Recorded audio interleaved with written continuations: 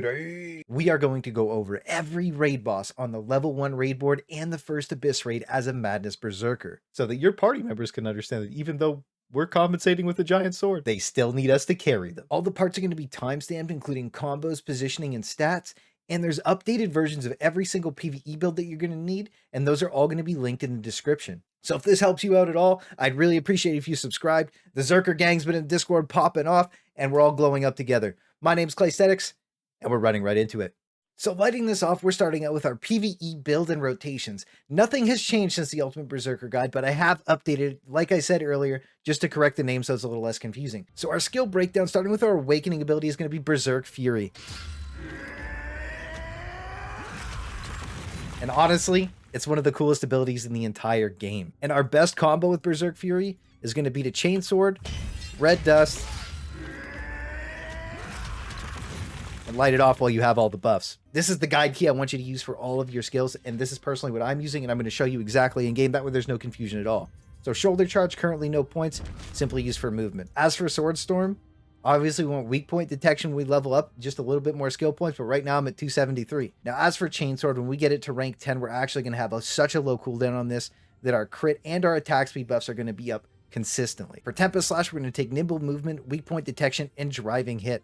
This is going to make the skill go extremely fast and do a ton of damage. This ability that I assumed was going to be called Execute actually just ended up being named Finish Strike, so that's great. But Enhanced Strike, Weak Point Detection, and Lights Out are all the best ones in this tier. But if you feel uncomfortable using Enhanced Strike, I would actually recommend going Tenacity. That way you don't get CC'd out of it and you can use it as a tool to actually not get knocked back out of things. Now, one of our best comboing abilities, Strike Wave, is going to take Wave, Limit Break, and Earth Flip. Now, personally, my favorite skill in the entire kit, Hellblade.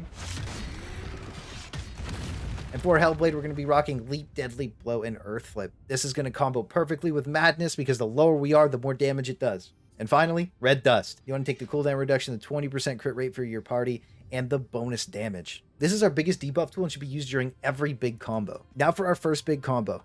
Red Dust, Chainsword, Spin, Finish Strike, Z Activation. Now our second combo when the other stuff is on cooldown. You want to charge your Strike Wave up. You're going to want to Chainsword right into your Hellblade. You should be able to finish off with the buff. Then you want to just dump your Sword Storm whenever. So just remember our two big PvE combos. Try to cast them when your teammates' buffs are up. And if you can set up something like this, big damn.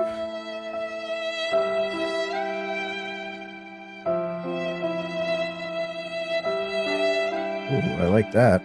That you are going to be doing the most DPS in your party. For the most part, you're basically just playing Protect the Berserker because you are going to be #1 every single time. Now for our engravings in the centerpiece of the entire build, Mayhem. And because I had so many questions about how to do this, you very simply just below your weapon in your character profile, click the plus, it pops up, you drag your Mayhem in, and early game, don't worry too much about getting anything except for Madness. I'm 576, and because your stuff comes from accessories and your ability stone, just take what you can get as long as you end up with level 1 Mayhem. But now in order of the best combat bonus engravings from best to worst, Keen Blunt Weapon. As soon as you're above 50% crit chance, this absolutely becomes crazy and is our best tool for dealing damage. It's going to be our rank 1 combat bonus book. After that, Master's Tenacity is absolutely fire.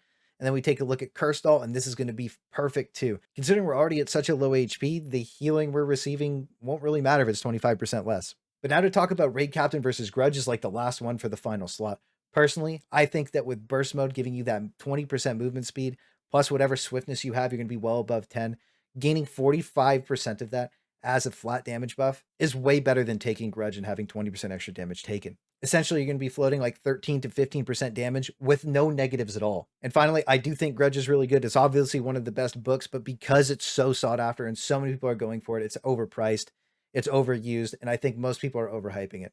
Taking 20% more damage when you're learning the game or getting into it or progressing just honestly isn't really that worth it in my opinion. And it's only good if you can get it to level 3. Pre that, taking that much extra damage for not a lot of gain really doesn't make that much sense. And finally, if you like to die a lot, then you can take Crisis Evasion. This has been pretty useful for me sometimes. But now just to talk about our stat line, we want to go 70% crit and 30% swiftness, but obviously that just doesn't happen sometimes. So, but your goal early game should be as much crit as possible. If you actually get that 70-30 split, you're going to feel insanely strong the entire game, and that should be your absolute end game goal.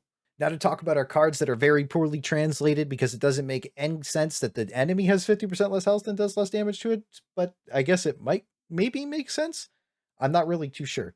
Either way, 20% less damage taken should work all the time on you, but who knows at this point? Berserker Gang is on the rise, and now I'm going to break down the bosses and how you should go about them. All these mechanics become relevant later, as most of the Guardian bosses are reskins of early ones. So learning the mechanics early is really important, so you don't have to think about it later and you're just always in the right spot. So starting with the Bear or Urnil, you're going to gear check this guy because he starts at 302, so it's usually a stomp. But things you need to know about the Bears are that you just stand on either side of them, because standing in the front or the back of them is just the danger zone that this boss has. But now for Lumerus, he's just a big lion, and his safe space is directly behind him, and most lions' safe space are directly behind them. So he's going to be doing a cone pulse with only a sliver of safe space, and it's best that you just stay there. Avoid his sides and his front as much as you can, and you're going to be set, and any of the glowy things he tosses on the ground will probably stagger you to death and destroy your HP, so just avoid them and you're going to be blasting off. But now for Ice Lagoros, he's kind of a horny doggo, so it's a little scary, but his safe points are his sides and his back. While he does a lot of swiping attacks, the damage is minimal, so it's not too much to worry about.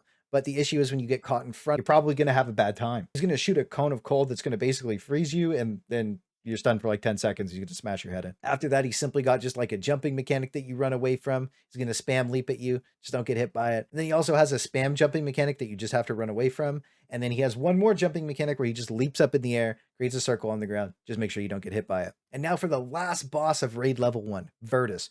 Formerly known as Beartooth in other regions, and he's basically Godzilla and an absolute nightmare if you don't know what you're doing with him.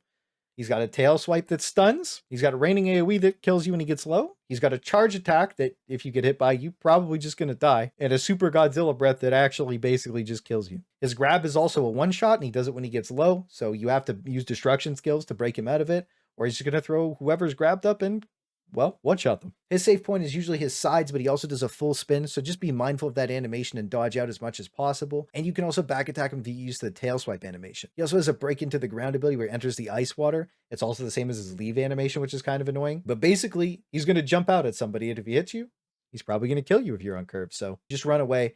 As soon as you see him jump out, make sure you spacebar. Any of these bosses jump at you, just spacebar, get a little further away from him, use that as a safety net.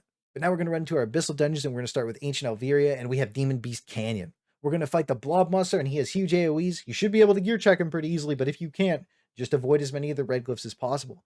His only real big mechanic is zone removal. So you're going to get a debuff above your head. You just run to the side of the room and drop it, or you can drop it in the middle of the room. It'll look a little something like this. So a good zone to be in is about a medium distance away from the boss whenever he's doing mechanics. That way you can choose to either move towards him or away from him, wherever the safe space glyph is going to be. So the second boss is a Shadow Dude, and after you burn him into phase 2, you're going to have to break orbs on top of him. And after you break all the orbs around the room, you can take him out and finish him off. It's nothing too crazy here. It's just a simple mechanic where you just have to burn the boss down and just drag him around the room.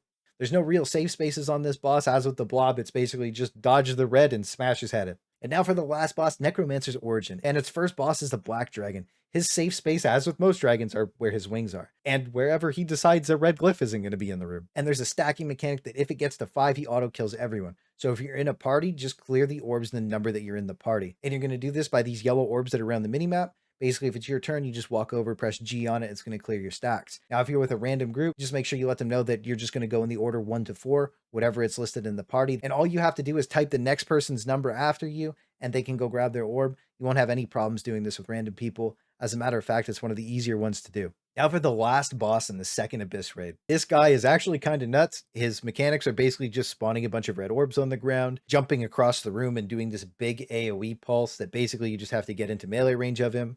He's also going to have a break bar that you have to break no matter what. And if you don't break it, he just one-shots everybody, so bring some destruction moves. But his real big mechanic is after you kill him the first time, his health is going to reset back to a certain point based on how many orbs you get wrong. He's going to pulse either white or red, and you basically have to call out the right color. What I recommend too is, again, we'll go with the party numbers. You just go 1 west, 2 north, 3 east, 4 south. That'll make it super easy. But make sure you call out the right color. Either W or R works fine. And if somebody's trolling you, then you're going to be here a while because he heals more based on the orbs you don't get. This guy generally has no safe spots because he just spins around. So just absolutely pop off, do your best, and take him down. So that's the full level 1 raid guide to Lost Ark, and I'll be doing a level 2 as soon as I finish it, but my enhancing has been horrendous, and I've just been doing a ton of islands and grinding chaos dungeons. And this is my dungeon grinding build, which I didn't really show off too much in the Ultimate Berserker guide, but it's a pumper. It does huge damage if you're soloing. It lets you finish them in like 2 to 4 minutes each on average, so you can really rip through some chaos dungeons with this thing. But now I have to grind more islands to try and breach in tier 2 because of how horrible my enhancing RNG is. And while I've been doing it, I've been watching a show called Next Level Chef with Gordon Ramsay, and he fist bumped this dude in the elevator and hurt his hand. It was like 9 in the morning. I had slept in like 2 days because I was just gaming Lost Ark. And that shit had me cracking up. I couldn't believe it. This poor dude. So if you need something to watch while you're grinding all the islands in the dungeon, make sure you checked out. It was actually fire because it really helped me while I was sleeping through these island quests. Because like the only thing that made it worth it was after like a 2-hour quest chain, I got like 20,000 harmony shards from like whatever island just to go instantly waste them. I don't know if it's all worth it, but it might be. And I kind of went crazy finishing the Eastern Sea, but now I'm going to go to the Western so I can finish upgrading all my gear and get to tier 2. So let me know if you guys want an island guide or something. I've basically done them all. And I guess the last thing is if you want to prog through level 1 and 2 fast, you need alts to juice your main. What you do is you just do the chaos dungeons on your alts and then feed the materials to your main from the shared bank. It's actually super nice. And if you're unlucky like me, you're going to need all the intents you can get. So pray for me because I don't know how many more times I can fail.